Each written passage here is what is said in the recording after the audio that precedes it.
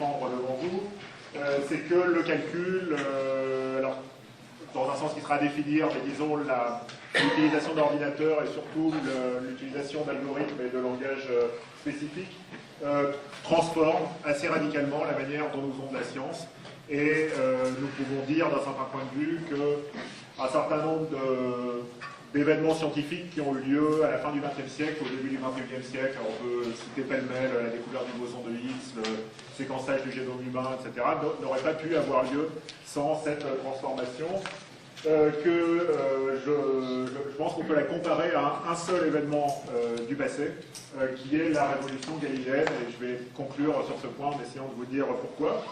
Et puis je vais essayer aussi de vous montrer que cette révolution nous amène une nouvelle manière de faire de la science, mais aussi de nouvelles questions et une nouvelle interrogation même sur, y compris jusqu'à la validité des résultats scientifiques ou sur notre capacité à connaître le monde. Alors je vais commencer plus doucement que ça, en m'intéressant à une situation qui se produit parfois en histoire des sciences et qui mérite à chaque fois qu'elle se produit notre attention, qui est celle où on donne une même réponse à plusieurs questions.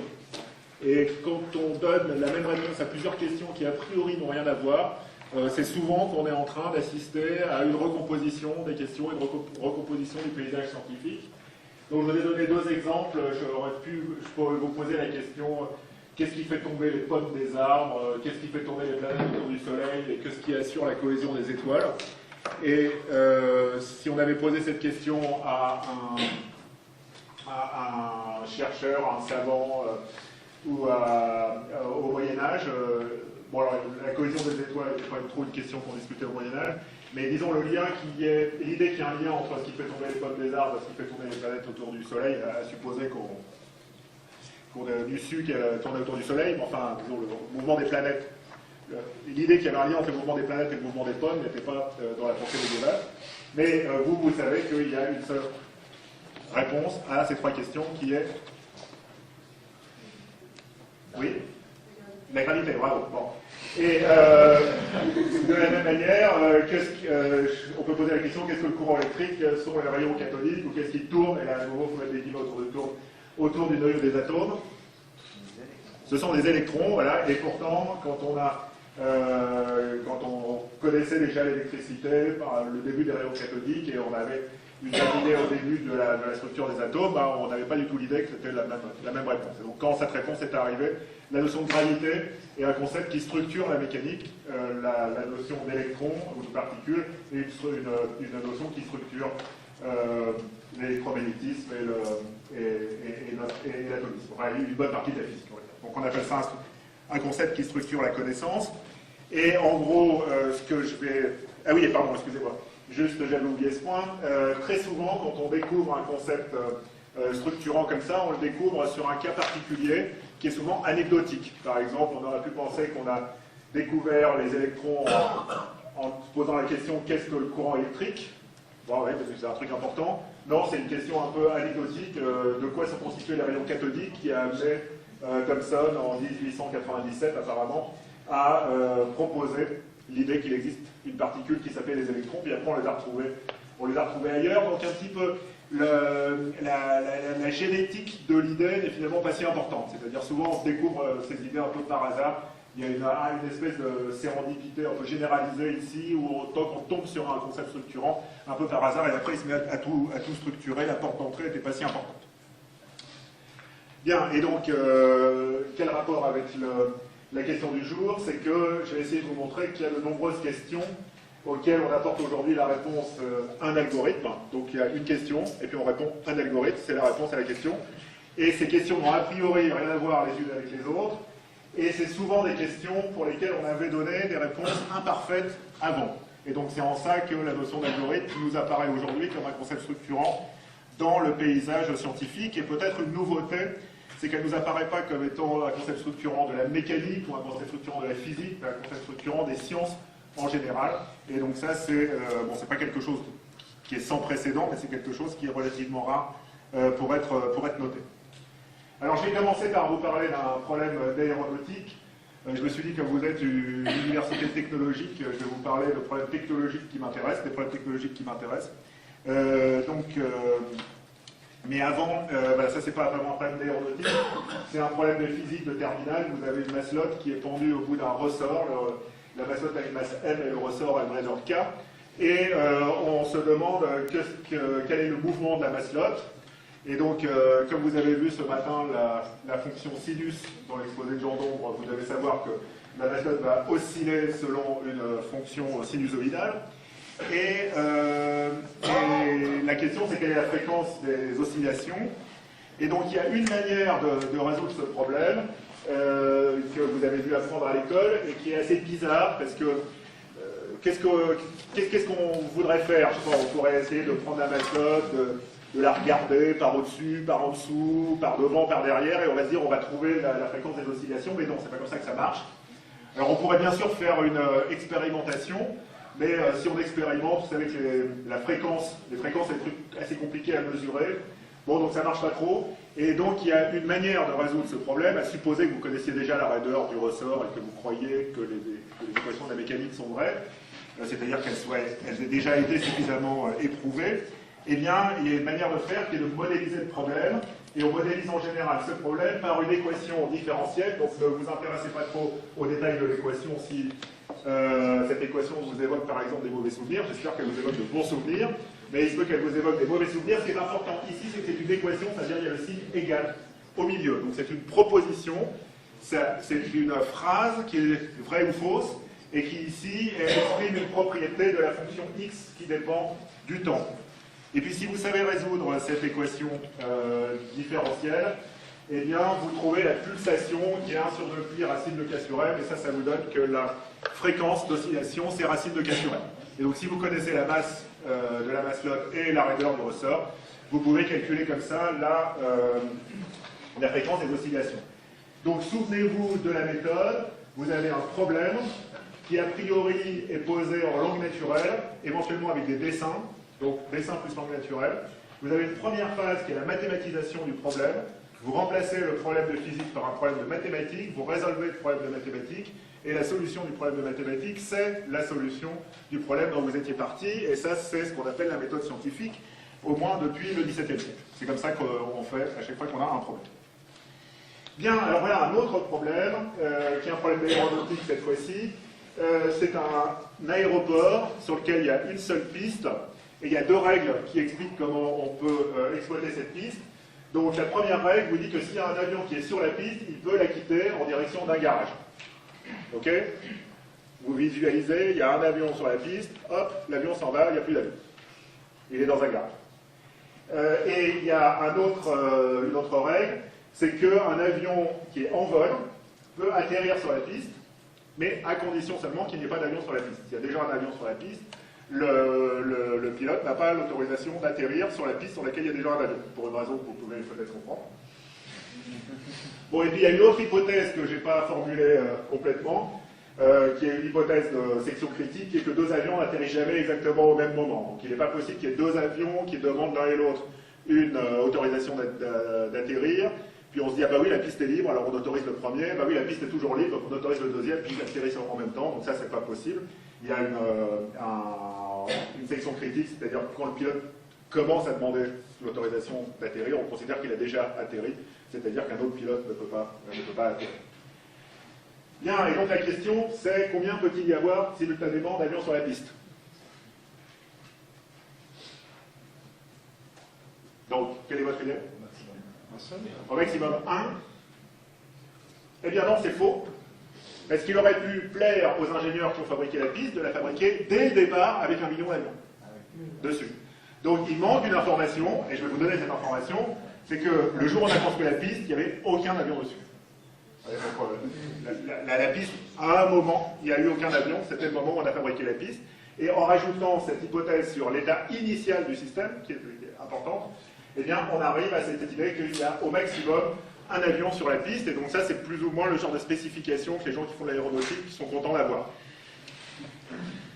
Bien, mais comment est-ce que vous avez résolu ce problème, et en particulier, comment est-ce qu'on peut comparer la manière dont vous avez résolu ce problème à la manière dont vous avez résolu le problème précédent sur la masselotte? Donc, on a une description en langue naturelle d'une situation, on a un problème qui est posé en langue naturelle, et on se dit, il va falloir écrire une équation, puis on va résoudre l'équation. La solution de l'équation, ça sera 1, et à ce moment-là, on aura la solution à notre question sur le nombre d'avions. Mais là, quand vous voyez ça, vous vous dites, je ne vois pas trop l'équation. Et en particulier, c'est difficile de faire des équations différentielles avec un nombre d'avions, puisque, comme Jean Dombre vous l'a expliqué ce matin, les nombres d'avions, ce sont des nombres entiers, et c'est compliqué de faire des équations différentielles quand on n'a pas de nombres réels.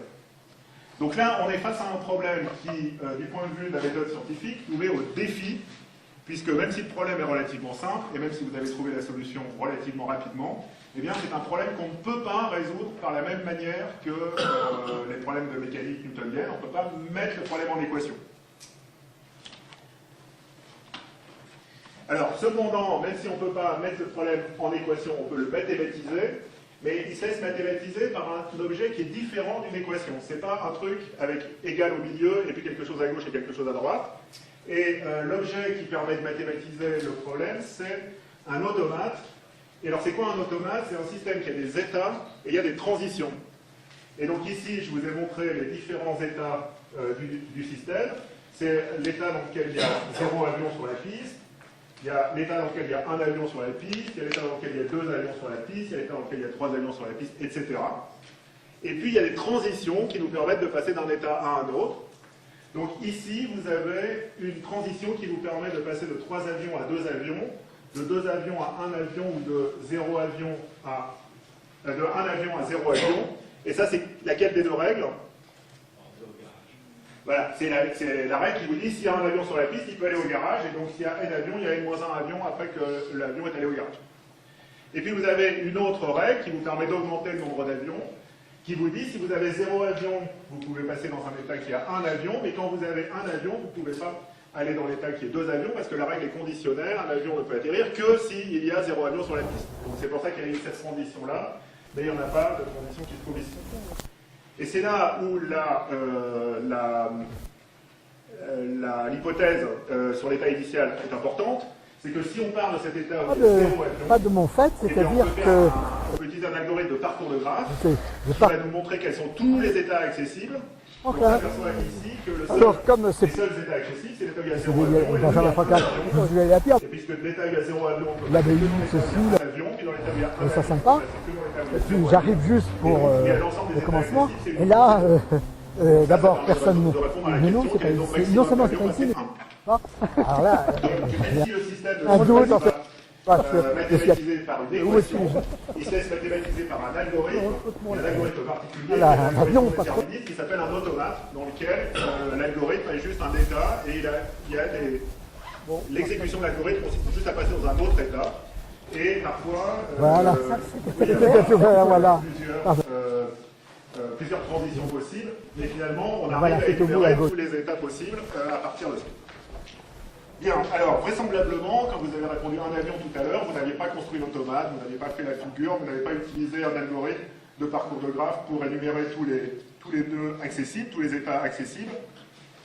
Mais c'est ce qu'il faut faire dans ce cas un peu plus compliqué, qui a un système de gestion d'un aéroport que j'ai étudié avec César Munoz et Victor Carreño. En fait, c'est surtout eux qui comprennent les questions d'aéroport. Non, sinon, c'est vrai que les bus gratuits, tout ça, c'est bien organisé.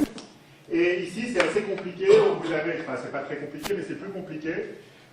Quand un avion veut atterrir, il faut d'abord qu'il passe dans une zone d'attente qui s'appelle la zone d'attente à 3000 pieds. Puis après, s'il est dans la zone d'attente à 3000 pieds, il a le droit de passer dans une zone d'attente à 2000 pieds. Puis s'il est là, il peut entrer dans une zone qui s'appelle la base. Comment? Oui, c'est ça. J'avais jamais... l'approche finale, puis atterrir. Mais il y a aussi un système un peu complexe parce que si l'avion ne se présente pas tout à fait en face de la piste, à ce moment-là, il vaut mieux qu'il n'atterrisse pas. Et donc, dans ce cas-là, on lui donne une autorisation de ne pas atterrir et de faire demi-tour, et donc il se retrouve en récupération. Et après, il y a des règles entre l'avion qui se trouve en attente à 2000 pieds et l'avion qui est en récupération ici, pour savoir lequel peut aller dans la base en premier. Et donc ici, il y a des règles qui sont tout à fait comparables à celles que je vous ai données, qui sont du type, par exemple, si un avion est ici à 2000 pieds et qu'il n'y a pas d'avion en récupération, alors il peut aller dans la base, etc. Bien, donc ici, La question, c'était, il y avait deux questions qui nous étaient posées. D'abord, c'était est-ce que le système marche? Alors, on ne savait pas trop ce que ça voulait dire. Mais il y a une question qu'on s'est dit, on va essayer de résoudre celle-là.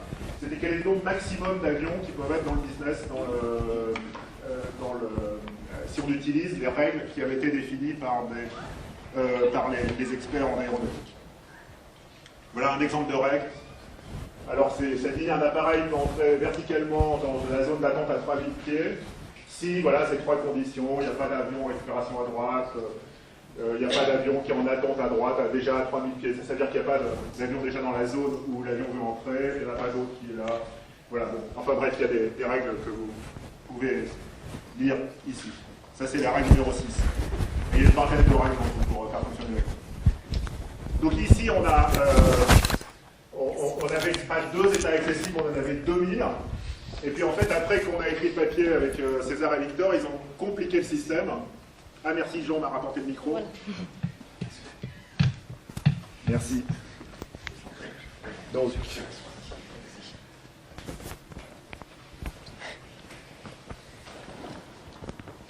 voilà, donc là il y a des gens qui vont commencer à écouter à partir de 7 minutes précises. Et donc je vais leur faire un résumé de ce que j'ai dit jusque-là. Et donc c'est une histoire d'avion. Et donc, il y avait 2000 états, et maintenant, ils ont compliqué le système. En particulier, vous avez remarqué que dans mon système, il n'y a que des avions qui atterrissent. Mais en fait, dans les vrais aéroports, il y a aussi des avions qui décollent. Et maintenant, ils sont à 50 000 états. Donc, le système a été complexifié.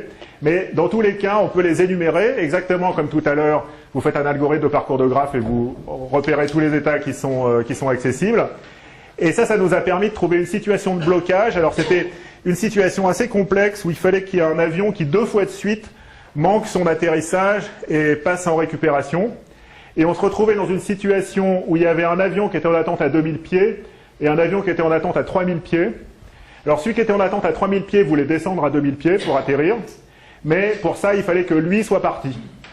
Et en plus, dans le protocole, chaque avion a un numéro de priorité. Et il s'avérait qu'à la suite de tout ce pataquès de l'avion qui 2 fois de suite faisait de récupération, l'avion qui était à 3000 pieds avait une priorité supérieure à l'avion qui était à 2000 pieds. Donc l'avion qui était à 2000 pieds attendait que l'avion qui était à 3000 pieds ait atterri pour pouvoir bouger, et lui attendait que lui ait vidé la zone pour pouvoir bouger. Et donc ils tournaient chacun dans sa zone d'attente jusqu'à ce que les limitations en carburant résolvent le problème.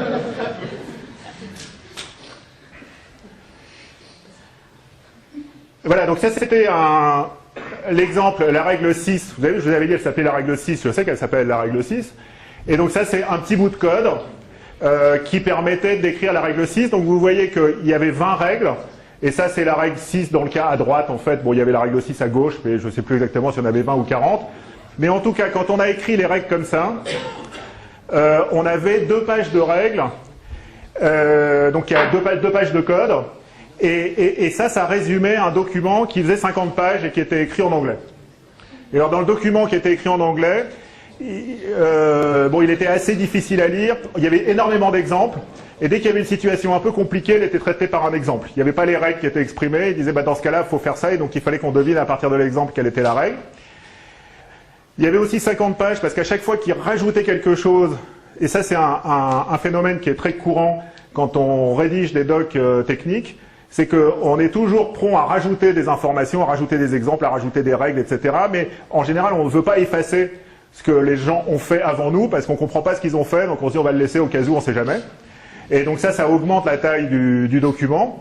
Et heureusement, on les avait sous la main, parce que très souvent, on ne comprenait pas leurs exemples, donc on allait les voir pour leur demander ce qu'il fallait comprendre. Puis d'ailleurs, à un moment, comme on commençait à comprendre qu'ils nous baladaient un petit peu, on avait décidé, à chaque fois qu'on avait une question, d'en envoyer 2 parmi nous en émissaire et d'en choper 2 dans leur groupe et de leur poser la même question et de revenir avec les 2 réponses. Et après, on faisait la moyenne des 2 réponses pour savoir à peu près ce qu'il fallait faire. Donc on s'aperçoit qu'eux-mêmes, à chaque fois qu'on leur posait une question, alors c'était bien sûr des cas tordus, des cas dégénérés, des cas où il y avait un nombre négatif d'avions, enfin non, quand même pas, mais donc des cas qui étaient relativement rares, où on s'apercevait qu'ils n'avaient pas vraiment réfléchi à ce cas-là, et ils essayaient d'interpréter les règles qu'ils avaient données. Bon, en tout cas, de 50 pages d'anglais, on est passé à 2 pages de code, et c'était beaucoup plus simple et beaucoup plus clair, et surtout, ça nous permettait d'énumérer les états accessibles et de voir ce que donnait le système. Vous voyez, ici, on a juste exprimé la même chose que ce qu'on avait exprimé en anglais ou en français, mais dans un langage formel. Et d'un certain point de vue, une chose que nous apporte l'informatique, c'est de nous apprendre à nous exprimer dans un langage comme ça.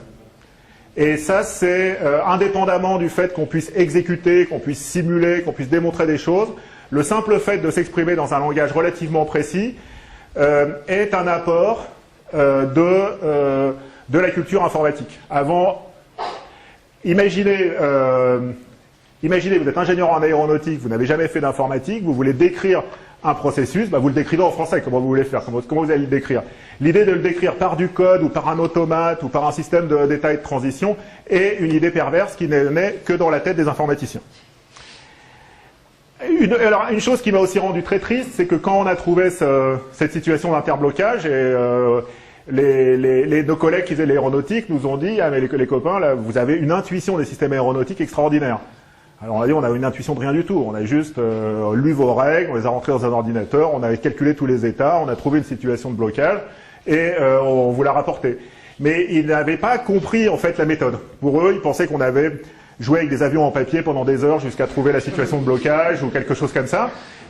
L'idée qu'il y ait une méthode scientifique qui permet d'analyser des systèmes d'état et de transition et que ça permet de savoir si c'est une situation de blocage ou non dans un automate n'était pas une idée qui leur était naturelle. Bon, enfin, c'est une différence de culture, mais il faut apprendre à vivre avec cette différence de culture.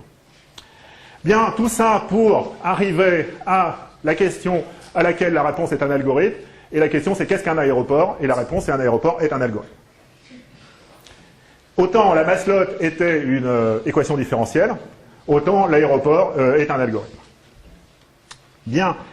Maintenant, la question suivante, c'est est-ce qu'une cellule, vous savez ce qu'est une cellule si vous avez suivi un cours de biologie dans votre vie, vous savez, on a fait avec des cellules, avec un cytoplasme et un noyau. Est-ce qu'une cellule est un maslotte au bout d'un ressort, est une maslotte au bout d'un ressort? C'est-à-dire, est-ce qu'une cellule, le fonctionnement d'une cellule, c'est quelque chose qu'on peut décrire par une équation différentielle? Auquel cas, si on répond oui à cette question, c'est-à-dire que c'est une maslotte au bout d'un ressort, enfin comme une maslotte au bout d'un ressort, ou bien si on répond non, c'est-à-dire que c'est un aéroport. C'est-à-dire quelque chose qu'on ne peut pas décrire par une équation différentielle. Bien alors avant ça, d'où nous vient cette idée bizarre de vouloir décrire le fonctionnement d'une cellule par une équation différentielle? Eh bien, elle nous vient de 3 siècles de succès des équations différentielles. Donc les équations différentielles n'ont pas été inventées pour formaliser la mécanique, mais dès qu'elles ont été là, on les a utilisées pour formaliser la mécanique, et la mécanique se formalise très bien avec des équations différentielles, on ne comprend même pas comment on arriverait à faire de la mécanique du point sans équations différentielles. Juste après, je veux dire 2 siècles après, il y a une autre branche de la physique qu'on a formalisée, c'est l'électromagnétisme. Et donc les équations de Newton nous donnaient la mécanique, les équations de Maxwell, 4 équations, c'est des équations différentielles du 2e ordre, exactement comme les équations de Newton. Et hop, on a tout l'électromagnétisme qui est capturé par les équations de Maxwell. Et ça nous permet même de comprendre que l'électricité et le magnétisme sont les 2 faces d'une même pièce. Donc les équations différentielles, à la fin du 19e siècle, nous apparaissent comme un langage et comme un outil de description des objets extrêmement puissant. À tel point que quand l'économie n'est pas naissante, mais la science économique fait sa propre révolution à la fin du 19e siècle, avec Walras, etc., l'obsession des économistes, c'est d'arriver à écrire des équations différentielles.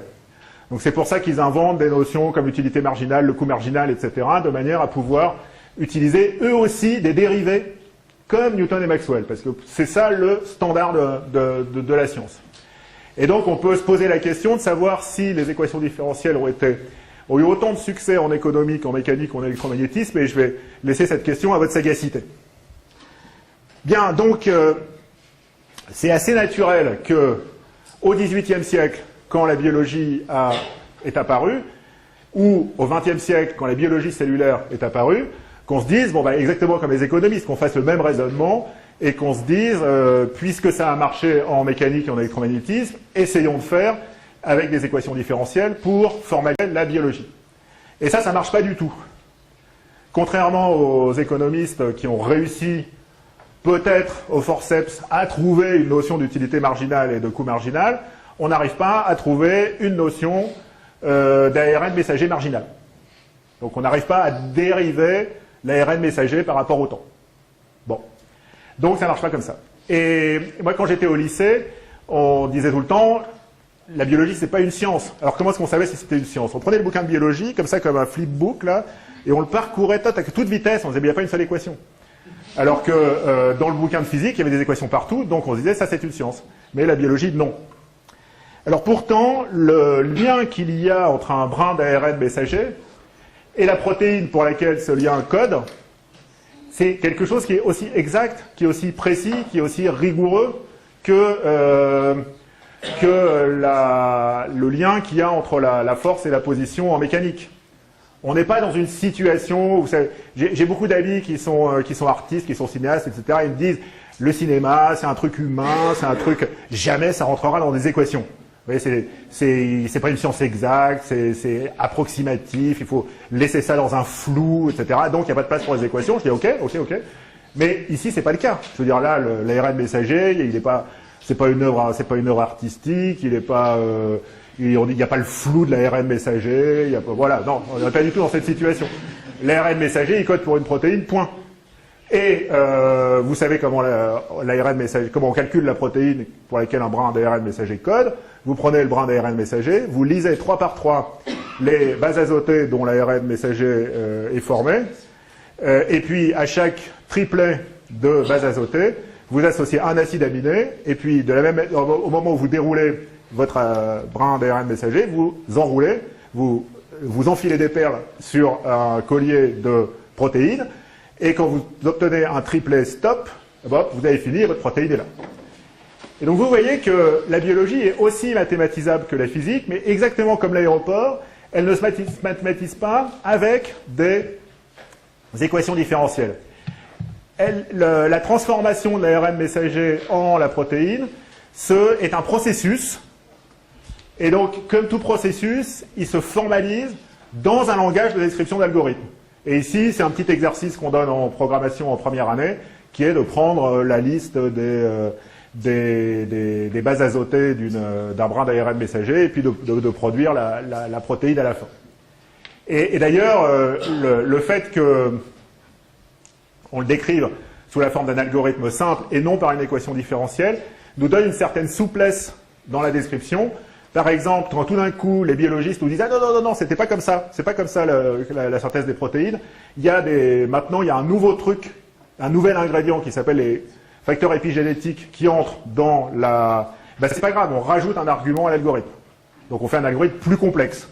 Mais ça reste toujours un langage de description d'algorithme davantage qu'une équation différentielle. Et donc vous voyez que à la réponse à la question qu'est-ce qu'un aéroport, c'était un algorithme, et la réponse à la question qu'est-ce qu'une cellule, eh bien la réponse est la même, c'est aussi un algorithme. Et donc c'est en ça que la notion d'algorithme est un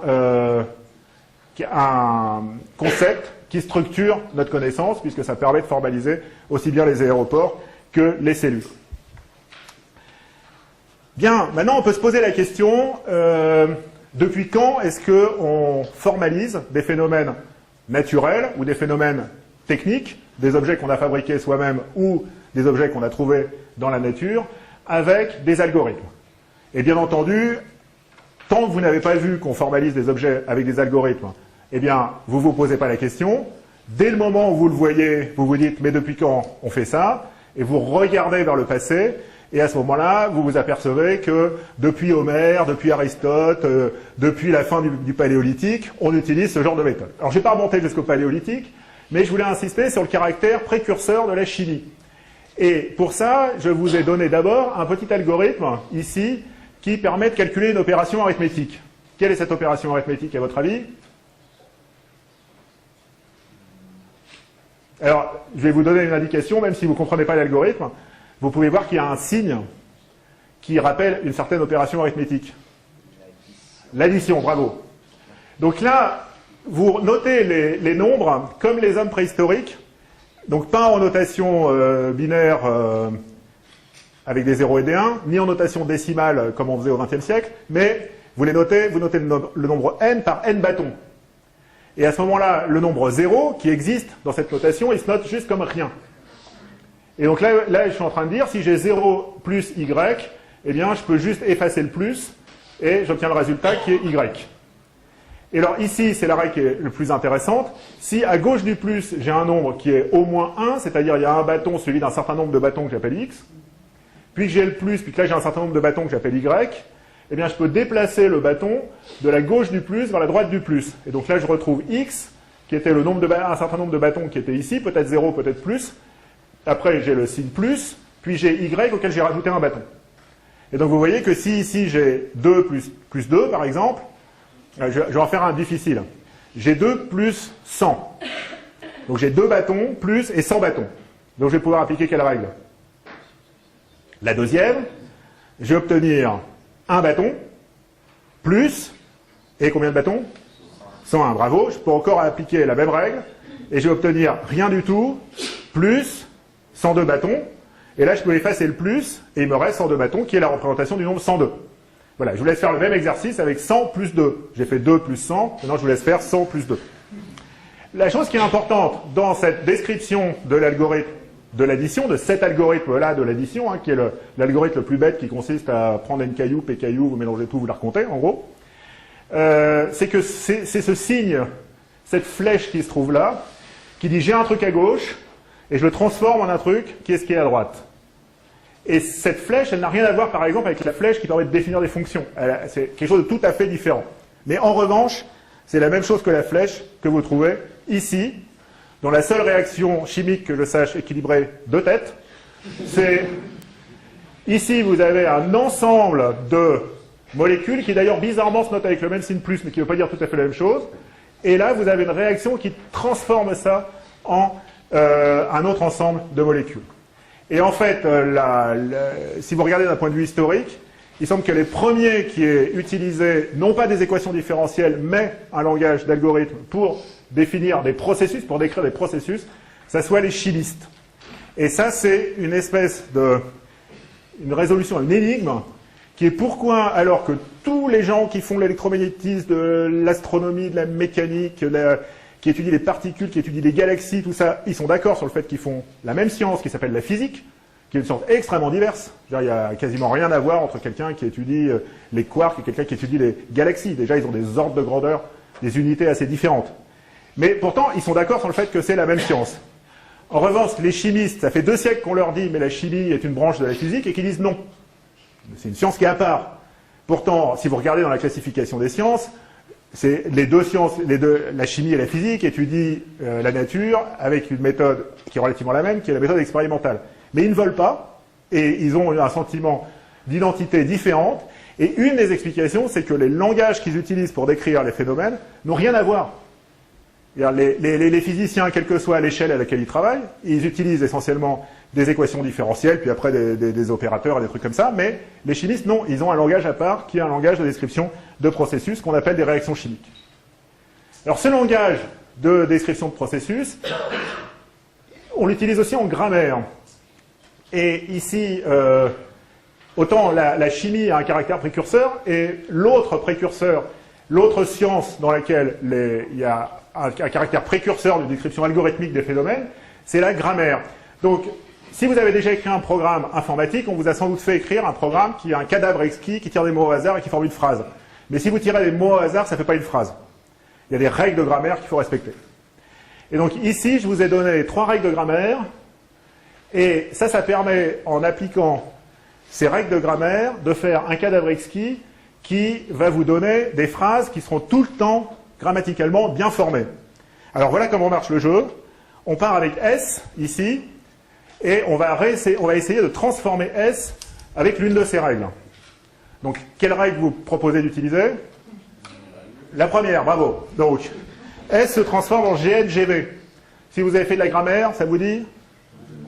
Bravo, super. Bon, maintenant, il faut transformer GN. Et on va le transformer avec quelle règle?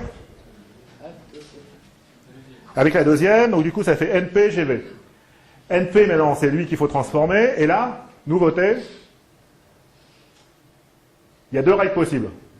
Donc laquelle vous voulez choisir? La 4e ou la 5e? La 4e, bravo. Donc ça fait Alice GV GV, maintenant, il faut le transformer. Quelle règle? Ok. Maintenant, il nous faudra un verbe transitif. Voilà, voir. Et puis IGN, bon, maintenant, on va prendre l'autre, peut-être. Non. GN, on le transforme en NP, c'est la deuxième règle. Et enfin, NP en Robert. Alice voit Robert. Complètement surréaliste. Alice voit Robert. Mais c'est un cadavre exquis et la phrase est le sujet, le verbe est accordé avec le sujet. Vous avez vu ça? La phrase est grammaticalement correcte. Alors si vous aviez tiré des mots au hasard, vous auriez eu Alice Robert voit par exemple. Là non. Les mots sont dans l'ordre, tout est accordé. Bien, l'idée que nous a proposé ce grand linguiste qui est Noam Chomsky, c'est que cet algorithme qui engendre toutes les phrases de la langue, alors là en l'occurrence c'est une petite langue, il n'y a que 4 phrases. Mais avoir un algorithme qui engendre les phrases de la langue, c'est une meilleure description de la grammaire que les grammaires traditionnelles dont on ne reprend jamais rien avec le complément d'objet qui est situé avant. Mais où est le complément d'objet? Comment est-ce que vous savez ce qu'est le complément d'objet dans une phrase? Alors que là, vous générez que des phrases qui sont grammaticalement correctes. Et ça, c'est une manière de décrire les grammaires. Bon, qui n'est pas, qui aujourd'hui date un peu. Hein, si vous faites de la linguistique computationnelle, vous avez de meilleurs outils que ça. Mais néanmoins, vous voyez qu'il y a cette idée que les grammaires sont des algorithmes d'engendrement des phrases, qui est une idée qui est restée. Donc, qu'est-ce que la synthèse d'une protéine? Un algorithme. Qu'est-ce que la synthèse de l'eau? Un algorithme. Qu'est-ce qu'une grammaire? Un algorithme. Bon, alors je ne peux pas tout vous raconter. D'autres questions. Qu'est-ce qu'un agent économique? Et donc il y a Simon qui est le seul à avoir 2 prix Nobel qui sont 2 faux prix Nobel.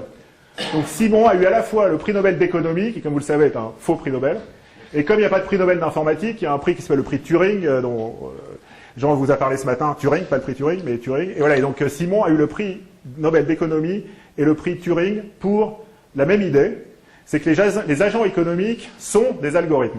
Et ça, c'est ce qui mène à une notion de rationalité limitée, qui n'est pas tout à fait l'irrationalité, mais qui...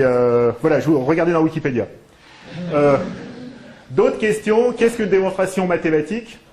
Eh bien, Brouwer, Eyting et Kolmogorov. Kolmogorov, vous connaissez peut-être son nom si vous avez fait des probabilités ou des systèmes dynamiques. Eh bien, ces 3 mathématiciens, ensemble, ont donné la même réponse. Une démonstration mathématique est un algorithme. Et pour parler de mes propres travaux, avec Thérèse Ardin, Claude Kirchner et Benjamin Werner, nous avons répondu à la question « Qu'est-ce qu'un axiome ?» Et notre réponse est « Un axiome est un algorithme ». Bien, j'arrive au moment triste de mon exposé. Le moment triste de mon exposé, c'est le moment où on dit finalement il y a 2 manières de décrire le monde. Il y a une manière qui consiste à décrire le monde avec des équations différentielles. C'est ce qu'ont fait Newton, Maxwell. Et puis il y a une autre manière de décrire le monde, qui est d'écrire le monde avec des algorithmes. C'est ce qu'ont fait Lavoisier, Chomsky, Brouwer, Kolmogorov, etc. Et si on reste à cette thèse qu'il y a 2 manières de décrire le monde, eh bien, nous retournons dans la barbarie. Quelle était la barbarie? Les barbares, ce qui fait qu'ils sont barbares, c'est qu'ils adorent 2 dieux. Ils adorent à la fois les équations différentielles, mais aussi les algorithmes. Alors que l'humanité a fait un grand progrès en adorant un seul dieu. Et donc on ne peut pas revenir à la barbarie en disant il y a d'un côté les équations différentielles, de l'autre les algorithmes, et les vaches seront bien gardées. Non, c'est pas ça qu'on veut faire. Donc il faut se poser la question, est-ce que cette opposition entre les équations différentielles et les algorithmes est une opposition profonde? Est-ce qu'elle est irréductible? Ou est-ce que c'est une... 15 minutes? Non, c'est bon. Ah, pardon. Ok. Ou est-ce que c'est une opposition superficielle? Alors pour ça, il faut se poser la question, qu'est-ce qu'une loi physique? Et bien sûr, il y a une seule loi physique que je connais, c'est la loi de Galilée, ça c'est Galilée, la tour de Pise, et vous voyez que Galilée jette un boulet de canon. Alors c'est une expérience que Galilée n'a jamais faite, mais qui permet d'expliquer la pensée de Galilée. Le boulet de canon, on mesure le temps qui s'écoule, et on mesure la distance parcourue par le boulet de canon, et on établit une corrélation entre le temps écoulé et la distance. Et vous voyez bien sûr que l'assistant de Galilée ici et Galilée ont sur le visage un masque à gaz, parce qu'on est dans une cloche sous vide. D'accord? Pour que la corrélation se produise. Bien, voilà, donc Galilée vous dit L'équation différentielle, c'est celle-là. En fait, Galilée vous dit pas que c'est une équation différentielle parce qu'il ne sait pas ce qu'est une équation différentielle, mais il a déjà résolu l'équation différentielle et il vous dit voilà la relation entre x et t. Et regardez que le lien qui ici lie x et t est un algorithme. Vous prenez t, vous l'élevez au carré, vous multipliez par g, vous divisez par 2, vous obtenez x. Donc même si on arrive ici avec une équation différentielle ou une autre équation, c'est-à-dire il y a encore un signe égal ici quand on exprime la solution de l'équation différentielle, vous voyez que en fait, on aurait pu, dès cette époque, bon on l'a pas fait, mais on avait de bonnes raisons de ne pas le faire, mais rétrospectivement, on peut se dire en fait, la loi de Galilée est un algorithme, parce que multiplier un nombre au carré, élever un nombre au carré, multiplier un nombre par lui-même, c'est appliquer l'algorithme de la multiplication. Et donc on peut se poser la question de savoir si, à chaque fois qu'on fait une expérience, la relation entre les paramètres qu'on observe, elle est toujours de nature algorithmique. Ou est-ce qu'elle est non calculable? Est-ce qu'elle peut être non calculable au sens que Turing avait donné à ce mot? Voilà, et donc là il y a une thèse qui s'appelle la forme physique de la thèse de Church, et maintenant elle s'appelle la thèse de Church-Turing, on a rajouté le nom de Turing derrière. La forme physique de la thèse de Church, c'est exactement ça, c'est de dire qu'une relation réalisée par une expérience est toujours algorithmique, c'est-à-dire qu'on ne peut pas faire de machine qui calcule plus de choses qu'un ce qu'on sait faire avec les algorithmes, ce qu'on appelle un algorithme aujourd'hui. Voilà, et puis alors ça, il y a des réflexions sur la nature des hypothèses qu'il faut faire sur la physique pour que cette thèse soit vraie ou fausse. Et c'est une des vraies questions, est-ce qu'on va un jour trouver un phénomène qu'on ne peut pas simuler par un calcul, par un ordinateur, auquel cas ce phénomène nous servira à fabriquer de nouveaux ordinateurs. Imaginez qu'on trouve, je sais pas, un boulet de canon, on le jette, et puis alors il monte si le programme termine, et il descend s'il ne termine pas. On dit génial, on a résolu, on sait maintenant, on a une machine qui nous permet de décider du problème de l'arrêt. Voilà, mais la thèse de Church-Turing nous dit ça n'arrivera pas. Mais si ça arrive, c'est encore mieux que si ça n'arrive pas, parce que là on a de nouveaux types d'ordinateurs, il faut recommencer l'informatique à zéro. Bien, et c'est aussi une explication de la thèse de Galilée, donc je vais passer sur ce point pour atterrir sur cette autre manière de poser la question, c'est est-ce que le langage des équations différentielles est un langage de programmation? Et ça veut dire quoi? Ça veut dire est-ce que les solutions des équations différentielles sont toujours des fonctions calculables ou non? Et la réponse est oui, mais pas oui. Pas oui. C'est oui sous certaines conditions. C'est pas le cas de toutes les équations différentielles, mais c'est le cas de beaucoup d'équations différentielles et de toutes les équations différentielles qu'on utilise en physique. Et donc ça, c'est un résultat assez récent d'Olivier Bournaise et Daniel Grassa. Et on était mal parti dans cette histoire parce qu'on était parti avec une réponse négative, mais qui était sur un type d'équation différentielle très particulier, sur lequel je ne vais pas m'étendre. Donc finalement, les équations différentielles sont un moyen, comme les autres, de décrire des algorithmes. Et il n'y a pas vraiment de schisme entre les équations différentielles d'un côté et les algorithmes de l'autre, puisque les équations différentielles sont un moyen parmi d'autres de décrire des algorithmes. Certains algorithmes particuliers, des algorithmes qui opèrent sur des nombres réels, etc. Bon, je ne vais pas entrer trop dans les détails. Mais finalement, décrire un objet par une équation différentielle ou par un automate ou par un bout de code, ça revient à peu près, pas au même, mais il y a un qui est un cas particulier de l'autre. Bien, je vous avais dit, il y a une comparaison à faire avec la révolution galiléenne. Alors, la révolution galiléenne, j'ai juste dit un mot en parlant de la thèse de Galilée. En gros, Galilée nous a dit, et c'est la thèse de Galilée, que la nature, les phénomènes naturels, les phénomènes physiques peuvent se décrire dans le langage mathématique, et pour Galilée, il ne comprend pas vraiment pourquoi. Il faut dire d'ailleurs qu'on est un peu sympa avec Galilée, parce que pour Galilée, le langage mathématique, c'est uniquement les cercles et les triangles. Et donc après, on a dit, bon, ok, on va pas insister, on va pas couper les cheveux en quatre. Par exemple, pour Galilée, les ellipses ne sont pas des figures mathématiques. Bon, ben on va laisser tomber ce petit moment d'égarement de Galilée, et garder la grande idée, c'était que Galilée nous dit les maths ont des applications en physique. Et ce qui est important, c'est que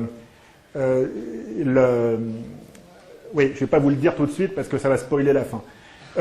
Donc, je vous disais, en décrivant les phénomènes physiques par des algorithmes, on a d'abord la solution du problème de Galilée. Ça, c'est la partie que j'ai sautée, donc je ne vous en parle pas. On a une possibilité de description de systèmes beaucoup plus complexes qu'une maslotte au bout d'un ressort. Par exemple, on est capable de décrire algorithmiquement entièrement un aéroport ou entièrement un Airbus. On a un algorithme qui simule exactement un Airbus, avec le vol, les vidéos, les repas, tout est simulé. Et on est capable de fabriquer des objets beaucoup plus complexes. Vous connaissez sans doute ce bâtiment. C'est le musée Guggenheim à Bilbao. Avant de vous poser la question de savoir si ce bâtiment tient debout ou pas, en résolvant l'équation des contraintes mécaniques qui se posent, eh bien, imaginez juste de trouver l'équation du bâtiment lui-même. Parce que ça, c'est la condition aux limites des équations de la mécanique. Mais on sait faire ça, on sait répondre à cette question parce qu'on a une description algorithmique de ce bâtiment qui consiste en le droit de découper en des milliards de petits morceaux qu'on assemble, et ça nous permet de calculer si le bâtiment tient debout ou pas. Et on n'avait pas de bâtiment aussi complexe que ça avant d'avoir des ordinateurs. Avant d'avoir des ordinateurs, on savait faire que deux types de bâtiments. C'était des parallélépipèdes, et des parallélépipèdes surmontés d'un prisme. C'était les seuls bâtiments qu'on savait calculer, et maintenant on sait calculer des bâtiments comme ça. Donc ça permet de simuler, mais ça permet aussi de démontrer que, quand je vous ai montré l'exemple de l'aéroport, on n'a pas juste simulé des heures, et des millions d'heures et des milliards d'heures de vol, on a juste énuméré tous les cas, et donc on a une démonstration du fait qu'il y a ou il n'y a pas de situation de blocage, et il y a aussi de nouvelles questions.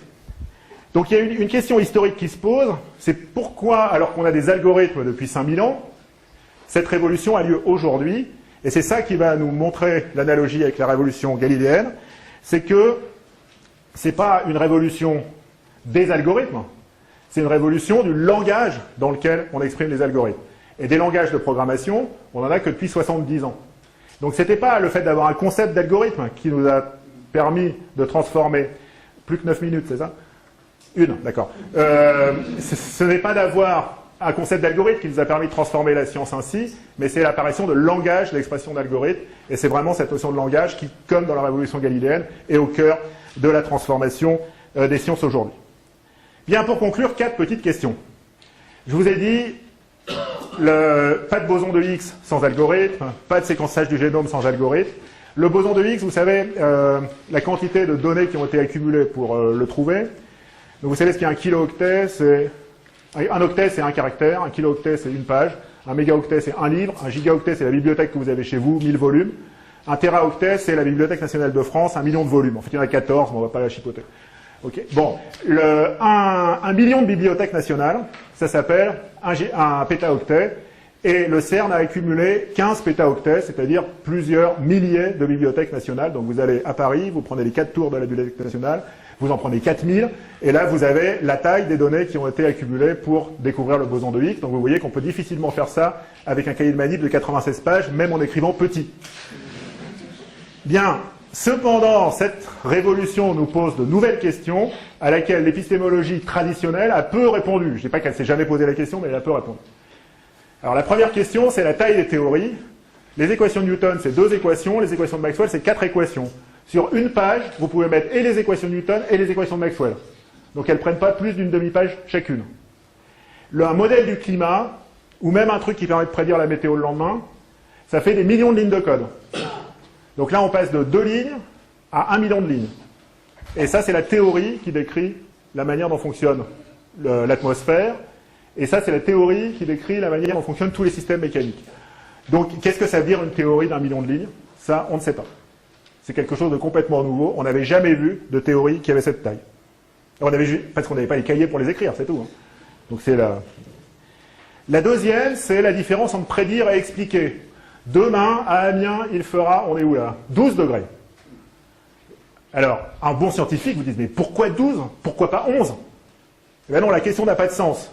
On a calculé 12 degrés d'une manière avec des dizaines d'heures de calcul, en utilisant des informations qui viennent de capteurs qui sont dans le monde entier, etc. Même si dans le calcul, vous pouvez comprendre chaque étape, le fait qu'il y ait 10 heures de calcul sur un ordinateur qui fait 1 milliard d'opérations par seconde, eh bien, ça vous interdit d'avoir une compréhension globale du phénomène.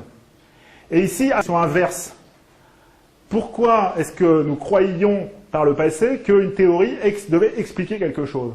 Et qu'est-ce que ça veut dire que cette équation explique le mouvement de la masselotte? Elle prédit le mouvement de la masselotte, bien entendu, mais nous avons le sentiment que cette équation explique le mouvement de la masselotte, alors que ce calcul n'explique pas la raison pour laquelle il fera 12 degrés demain à Compiègne. Et Qu'est-ce que ça veut dire expliquer? Question nouvelle. Pas tout à fait nouvelle, mais un peu nouvelle. Une question, est-ce qu'on peut prédire? Prédire, ça veut dire avant. Donc mes collègues qui font de la sismographie me disent, à partir des données qu'on a aujourd'hui, on peut prédire s'il y aura un tremblement de terre demain. Malheureusement, il faut 3 semaines de calcul. Donc, plutôt que d'attendre 3 semaines pour avoir le résultat, pour savoir s'il y a eu un tremblement de terre ou non, attendons demain, puis on verra. C'est un truc qui est très bizarre, c'est que vous avez un système physique qui est la Terre, vous la simulez, vous avez un ordinateur qui est un autre système physique, et pourquoi est-ce que l'ordinateur vous donnerait la réponse avant le système physique lui-même? Ça, c'est une question tout à fait nouvelle, et ça ne se produit pas tout le temps. Dans le cas des séismes, ça ne se produit pas, mais on peut même démontrer avec un argument diagonal qu'il y a forcément un cas où ça ne se produit pas.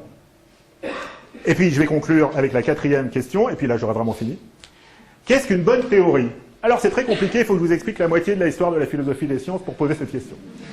Donc, je m'éloigne de notre...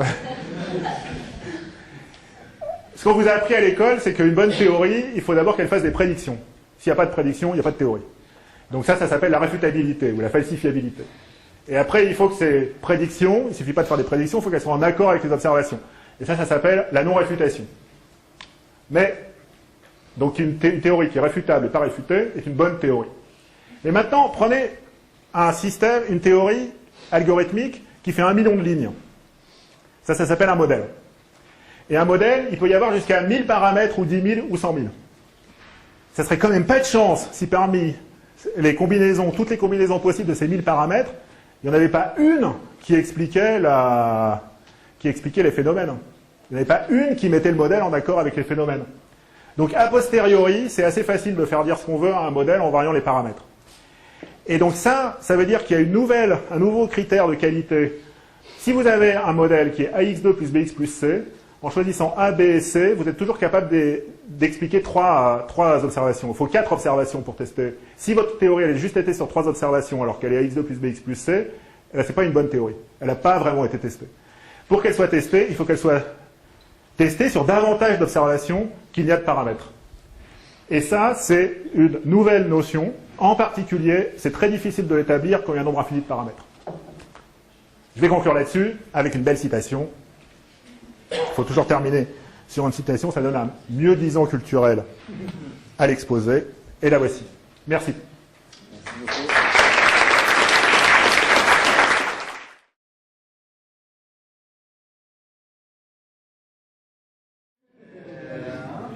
À quoi un axiome est un algorithme? Oui. Vous avez fait cette comparaison. Et puis, alors, Bruno posait une question par rapport à la représentabilité des algorithmes, c'est-à-dire représentabilité des objets par des algorithmes, à quoi on peut être sûr en fait, de cette correspondance, en gros. Et vous avez parlé de beaucoup de sciences, mais est-ce que l'informatique peut rentrer parmi ces sciences qu'on peut formaliser par des algorithmes? D'accord. Je vais répondre aux questions de la plus facile à la plus difficile. Alors, la plus facile, c'est qui est l'auteur de cette citation? Vous n'avez qu'à utiliser Google, vous tapez la citation, vous allez trouver l'auteur. Donc, c'est un informaticien qui s'appelle Donald Knuth et qui est un des grands informaticiens du XXe siècle et du XXIe siècle, puisqu'il est encore vivant. Alors, optimiser des textes, ça c'est une très bonne question, et l'exemple des textes de loi est un très bon exemple. Au sens où vous avez vu qu'il y a des choses qui s'appellent des langues, comme le français, le japonais, l'espagnol, etc. Et puis il y a des choses qui s'appellent des langages, et ça ne fonctionne pas tout à fait pareil. La grammaire des langages est beaucoup plus simple, les langages de programmation ou un langage de description d'automate, la grammaire est beaucoup plus simple, le lexique est beaucoup plus réduit, mais en même temps il y a des phénomènes comme par exemple l'apparition de variables dans les langages qui n'existaient pas dans les langues. Et donc il y a une vraie question de savoir si nos lois sont écrites dans des langues ou dans des langages. Et en fait, nos lois sont plutôt écrites dans des langues. C'est-à-dire, si vous regardez la manière dont les juristes travaillent, ils écrivent des phrases qui, en général, sont en bon français, même s'il y a des mots un peu bizarres, ou même des constructions grammaticales qui n'existent que dans la langue du droit. Mais également, au milieu d'un texte de droit, vous ne pouvez pas trouver la recette du clafoutis. C'est-à-dire, il y a un certain nombre de choses qui sont exclues du texte de droit, le texte de droit doit suivre une certaine grammaire qui est plus contrainte, qui est plus restreinte que la grammaire du français. C'est une sous-langue, une langue au sens du sous-ensemble. C'est une sous-langue, un bout de la langue, un bout du français. Et donc, depuis qu'il y a des logiciens, il y a des logiciens qui se disent il faudrait arriver à écrire les textes de loi dans un langage, dans un vrai langage, c'est-à-dire de s'affranchir de l'imprécision de la langue. Alors, c'est à la fois un projet utile et un projet dangereux. L'un n'empêche pas l'autre, bien entendu. Il y a plein de choses qui sont à la fois très utiles et très dangereuses. Donc, c'est un projet utile si vous essayez d'utiliser ce projet pour mieux comprendre ce qu'est la loi. C'est-à-dire, si c'est un projet de recherche qui consiste à dire « essayons de formaliser un petit bout, par exemple, du droit de la mer ou un petit bout du droit du travail. » Voilà, vous essayez de faire ça et vous essayez même, si vous l'avez formalisé, vous essayez de voir si un algorithme serait capable de rendre un jugement, par exemple.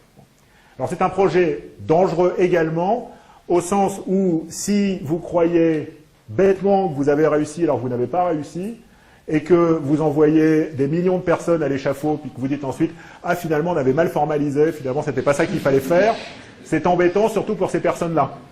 Et donc, il faut avoir ici une très grande prudence dans la mise en application de ces idées, de rendre le droit totalement positif, de le rendre entièrement clair, de supprimer toute ambiguïté du droit. Il faut être très prudent dans la mise en application. En revanche, en tant que sujet de recherche, c'est un sujet de recherche passionnant de finir enfin par comprendre ce qu'est un texte de loi et comment un texte de loi prescrit quelque chose et comment est-ce qu'on peut déduire à partir d'un texte de loi, comment est-ce qu'on peut traiter un cas particulier à partir d'un cas général, etc. Alors ici, je comprends la question comme, mais en fait, il y a aussi des équations différentielles en biologie, et de la même manière, il y a aussi des branches de la physique pour lesquelles on a besoin d'inventer d'autres langages. Donc je vous ai dit, les chimistes ont inventé leur propre langage alors que les physiciens ont adopté le langage mathématique. Bien sûr, là j'ai simplifié. Il y a aussi des branches de la physique où les équations différentielles, le langage mathématique ne marche pas et où les physiciens ont inventé des langages particuliers. Un exemple de langage, c'est le langage des diagrammes de Feynman. Donc pour décrire les interactions entre particules, eh bien Feynman a proposé tout un langage avec une flèche comme ci, ça veut dire ça, une flèche comme ça veut dire autre chose, etc. Donc là, on a Feynman qui utilise la méthode de la chimie en physique, si on veut. Et puis à côté de ça, il y a en chimie et en biologie parfois des équations. Donc par exemple en cinétique chimique ou en dynamique des populations. Mais ce qui est la règle dans un cas et l'exception dans l'autre. C'est-à-dire, en gros, la règle en physique, c'est d'utiliser des équations différentielles, d'utiliser le langage mathématique, d'utiliser des opérateurs linéaires, des matrices, etc. Et l'exception, c'est que de temps en temps, on crée des langages particuliers, alors qu'en biologie et en chimie, c'est le contraire. La règle, c'est de créer des langages, et l'exception, c'est que de temps en temps, une équation différentielle peut être utile. En quoi un axiome est un algorithme ?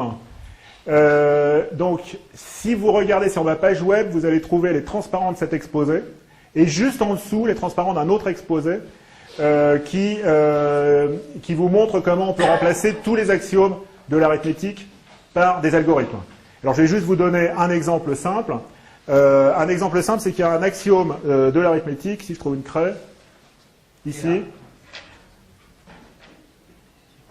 Il y a un axiome de l'arithmétique qui vous dit qu'à chaque fois que vous ajoutez à un nombre y le nombre 0, vous obtenez le résultat y.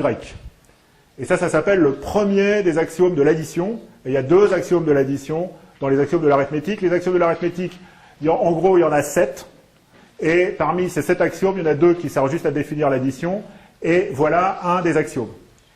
Alors cet axiome, c'est un axiome récent, c'est un axiome moderne, puisqu'il a été inventé à la fin du 19e siècle par un mathématicien qui s'appelle Peano. Et jusqu'à Peano, on ne savait pas ce qu'était l'addition, puisqu'on n'avait pas d'axiome qui définissait l'opération addition. Alors cependant, on avait d'autres algorithmes, dont un algorithme qui consiste à, parmi d'autres règles, il y a 2 règles, de la même manière qu'il y a 2 axiomes, il y a 2 règles. Les 2 règles, c'est les 2 que je vous ai données, dont en particulier celle-là, 0 plus y, serait écrit en y. Et donc voilà un axiome qui se trouve là, qu'on peut remplacer par un axiome, par une règle de calcul qui se trouve ici. Alors je vais vous en donner un tout petit peu plus compliqué. Il y a un axiome qui vous dit que le successeur de x, c'est-à-dire x auquel vous ajoutez 1, si ça c'est égal au successeur de y, alors x égale y. Donc prenez deux nombres, vous leur ajoutez 1, si vous obtenez le même résultat, c'est-à-dire qu'ils étaient déjà égaux. Donc ça s'appelle l'axiome 3 de Peano. Et si vous avez fait beaucoup de mathématiques dans votre vie, vous devez savoir que ça exprime en fait le fait que le successeur est une fonction injective. D'accord? C'est la définition de l'injectivité. Si les images sont d'accord, c'est-à-dire que les antécédents étaient... Si les images sont identiques, c'est que les antécédents étaient identiques. Et une autre définition de l'injectivité, c'est qu'il y a un inverse à droite. Et cet inverse, dans le cas de la fonction successeur, il s'appelle le prédécesseur, et c'est le nombre moins 1. D'accord? Puis on ne va pas discuter la question du prédécesseur de 0. Si vous voulez, vous prenez le train, vous venez suivre mon cours au master de recherche en informatique, et là, on discutera du cas du prédécesseur de 0. Mais vous avez un axiome qui peut remplacer celui-là, qui est que le prédécesseur du successeur de x, c'est égal à x. Ça vous indique aussi que la fonction successeur est injective, mais d'une autre manière. Et ça, celui-là, vous pouvez le transformer en une règle de réécriture, en un algorithme. À chaque fois que vous avez une expression de la forme prédécesseur de successeur de x, vous pouvez la transformer en x. Voilà un algorithme qui remplace cet axiome. Donc vous voyez qu'il n'est pas tout à fait identique à l'axiome, contrairement à ce cas qui était plus trivial. Pour comprendre comment transformer le dernier axiome de l'arithmétique le plus difficile, qui est l'axiome de récurrence, en un algorithme, ben pareil, vous pouvez venir suivre mon cours. On passera 2h30 juste sur cette question de l'axiome d'arithmétique. La représentabilité par des algorithmes. Donc j'ai un objet physique, je le représente par un algorithme. Est-ce que ma représentation est fidèle? Est-ce que c'est possible? Est-ce que ce que je vais déduire sur l'objet, sur l'algorithme, va être vrai de l'objet? Alors, cette question, elle se pose exactement de la même manière que vous mettiez ici le mot algorithme ou que vous mettiez le mot équation.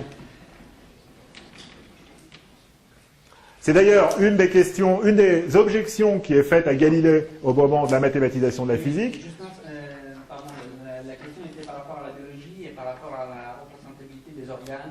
Oui. Alors, la réponse est la même, hein, en biologie ou en physique. C'est pareil, on peut se dire, bah non, la représentation est toujours une trahison de l'objet. Et c'est d'ailleurs le principal argument qui est opposé à Galilée au XVIIe siècle. On lui dit, regardez, vous prenez une boule de pétanque, enfin je ne sais pas s'il y avait des boules de pétanque au XVIIe siècle, mais un truc rond, un truc sphérique, vous le représentez par une sphère parfaite, mais en fait, c'était pas une sphère parfaite, parce qu'il y avait des défauts, c'était un peu aplati, etc. Donc vous avez perdu en le représentant par un objet mathématique. Et les mathématiciens, d'ailleurs, ont toujours été très fiers de travailler sur des objets parfaits, purs, etc., contrairement au réel qui est corrompu.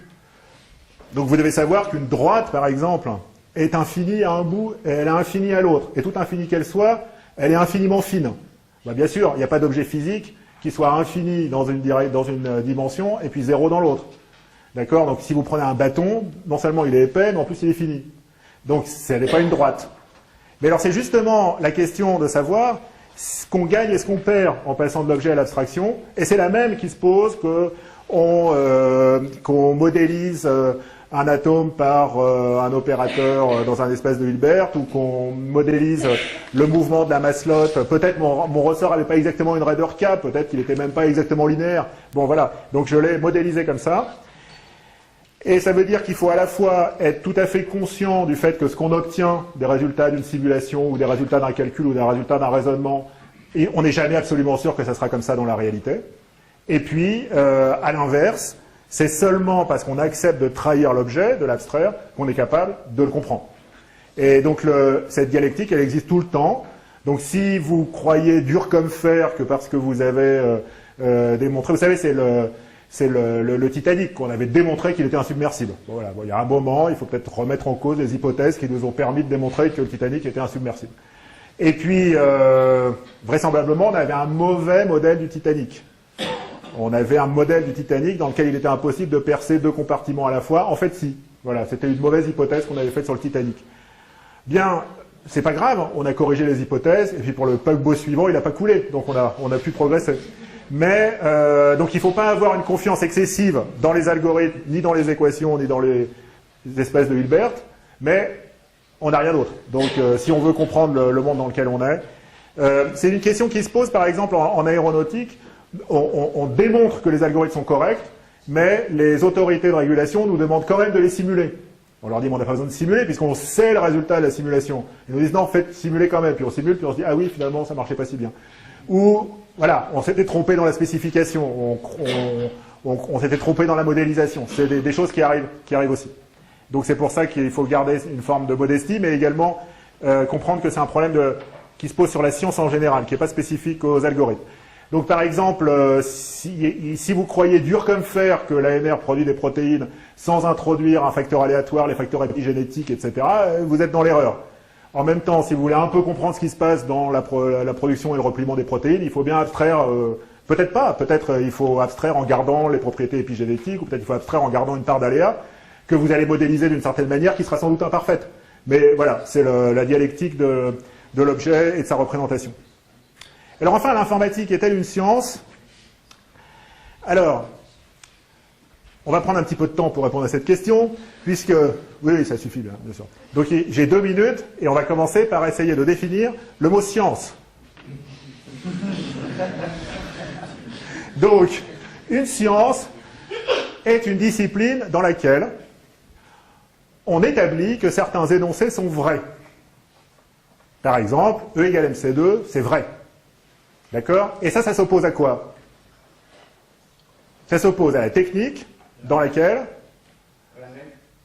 Ouais, mais la science s'oppose à la technique dans laquelle on n'essaye pas de savoir si il est vrai qu'un Airbus vole, mais on essaie de fabriquer un Airbus.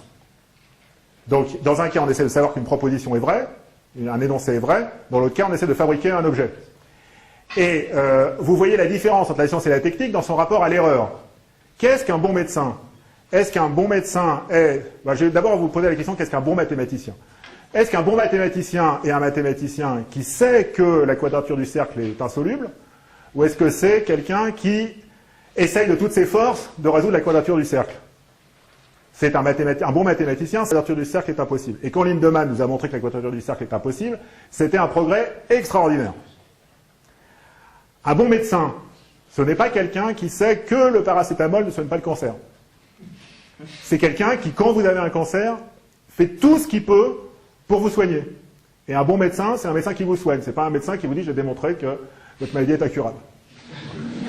Ça arrive, hein. Malheureusement, ça arrive qu'un médecin vous dise ça, mais vous dites pas « ah, ça c'est génial, enfin résultat négatif ».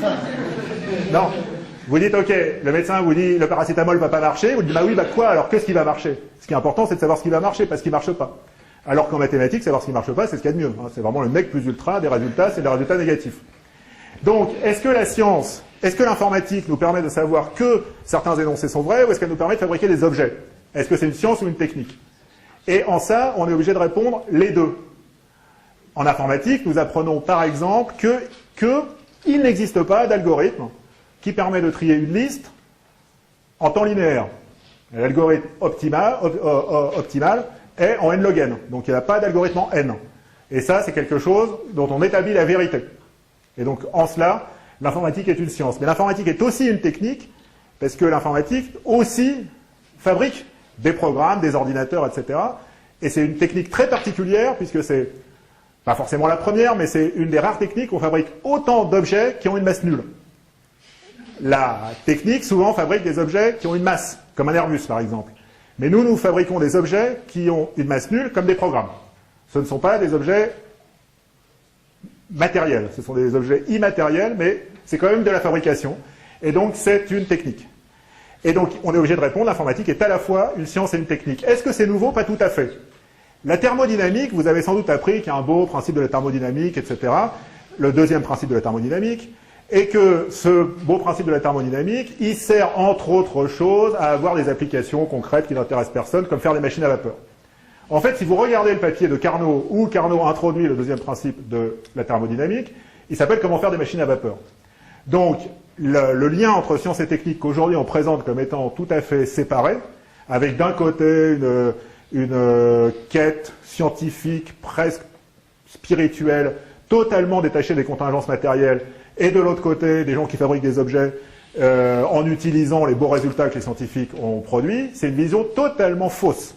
C'est-à-dire, si vous regardez l'histoire des sciences et l'histoire des techniques, elles sont toujours enchevêtrées, et les savants jusqu'au XXe siècle sont toujours à la fois des savants et des ingénieurs. C'est-à-dire, ils ont tous, enfin, pas tous, mais enfin bon, beaucoup, ont fabriqué des objets, et c'est en fabriquant des objets qu'ils se sont posés des questions scientifiques. C'est la même chose en informatique, et je vais conclure là-dessus, rassurez-vous. Il y a eu, dans les années 60, au moment où on a découvert, par exemple, les premiers résultats négatifs en complexité, il y a eu une volonté de créer une science informatique qui serait totalement indépendante de la technique informatique.